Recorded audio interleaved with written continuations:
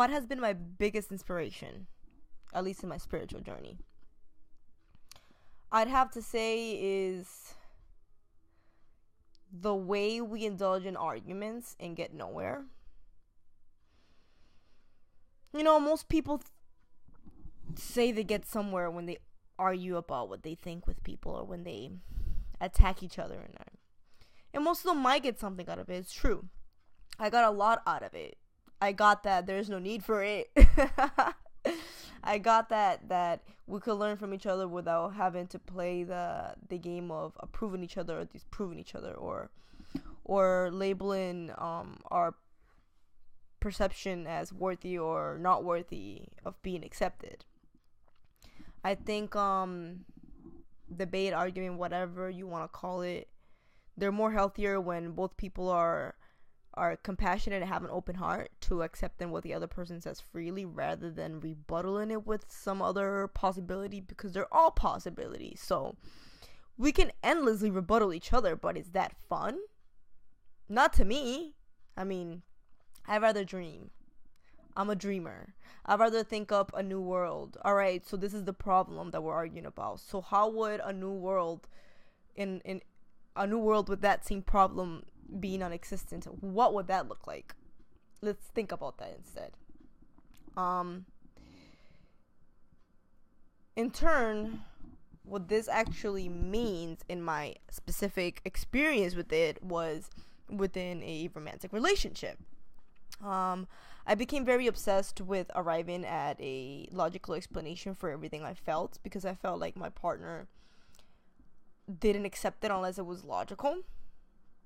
So, there was a lot of crying and internal struggles when there were arguments, and, when you are a cup full of anger and frustration, you're not there anymore in order to explain yourself logically, or sometimes explain yourself at all.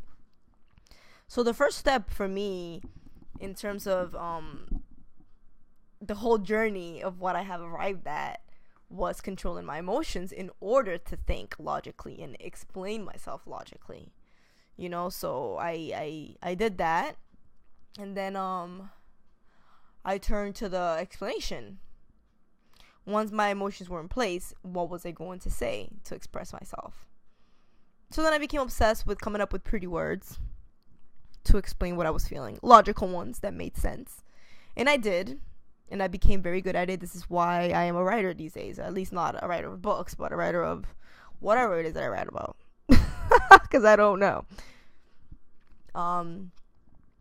I did it. I was able to explain how I feel. And I could do it very, very logically and very solidly. I could do it. I have that ability. But then something happened. I did it, and it still wasn't enough for the person I was with. It's not that it was enough or it wasn't. It's that we hit a wall. He still didn't understand me. In my head, I'm like, I did all this. I control my emotions. I learned to be logical. For what? So I could still not be understood? What am I missing? And then it hit me.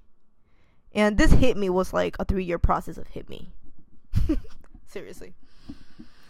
It hit me that meaning is not created just by the person that started it. It's also created by the person that's receiving it. It's created by the person that's giving it and by the person that's receiving it. It's created by both. This is what something comes to life.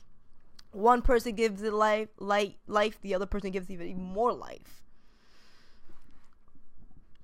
So what that essentially means in real words is that no matter how logical you can be, how well written, how well said, how compassionate and how calm, and how, if the other person isn't willing to understand you with their heart, with compassion, then they won't. With their mind, then they won't. No matter what you do, they won't. And at that point, that has nothing to do with you. And we love to be able to have control of everything. And I think that realization definitely woke me up to the fact that I can't control everything. I can't control how you understand me.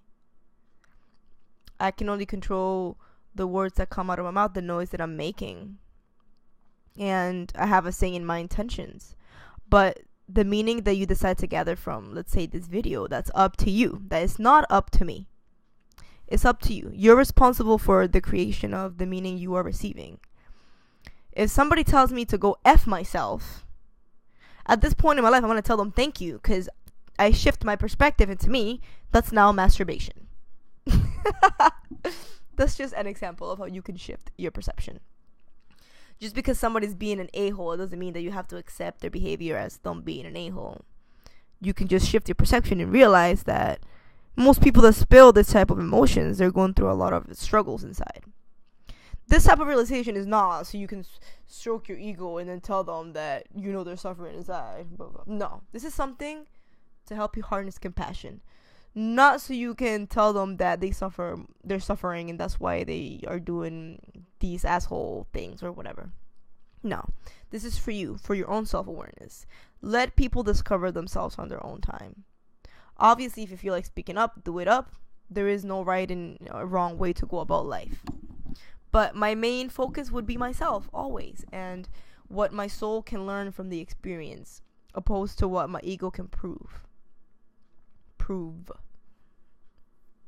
I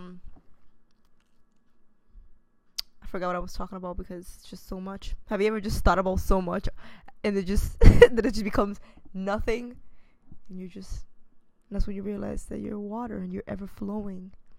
And what is meaning? Meaning is the meaning we give it. There's a quote that's like, the meaning of life is to give life meaning, and I think it's beautiful. Because part of giving life meaning is realizing that we are fundamental creators of what's going on. And it gives you this sense of immense responsibility, and it's like, it's scary, but it's beautiful all at once. You have to embrace the transformational things about our existence. And things like that dissolve your ego without needing any drugs. They're just like, you just realize, what am I? I am what I want to be. I receive everything how I want it to be. I take responsibility for how I see things. How I see things are a direct projection of who I am. There's a relationship between what meaning I decide to take up from things and who I am at the moment. And realizing this is power. Awareness is power. The more in awareness we come, the more we become a conscious part of what's happening and everything that's changing around us. And it's beautiful. Responsibility comes with a lot of responsibility. But it's magical. And I wish to share it with anybody that gives me the time of the day to listen to my 10-minute videos.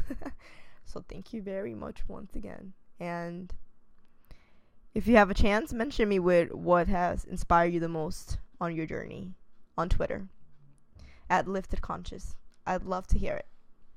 Thank you.